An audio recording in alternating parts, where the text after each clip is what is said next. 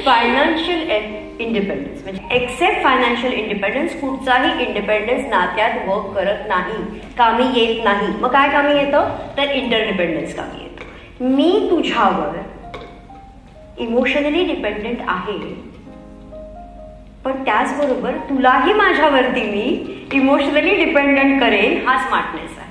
बरोबर. That is what interdependence, right. त्यामुळे finance तुम्ही वेगळा ठेवा, तुम्ही तुमची स्पेसमध्ये तुम्ही जगा, त्याबद्दल काहीच वाद नाहीये. पण इंटरडिपेंडन्स, एकमेकांशिवाय झोप कशी येते असा माझा प्रश्न येतो. एकमेकांच्या खुशीशिवाय झोप कशी येते, मग नात्यातली इन्व्हेस्टमेंट कुठली. बरोबर. That is what interdependence. नक्कीच नक्कीच. आणि मला एक जाता जाता हाही प्रश्न तुम्हाला विचारायचा की तुम्ही मॅरेज कोचच का झाला.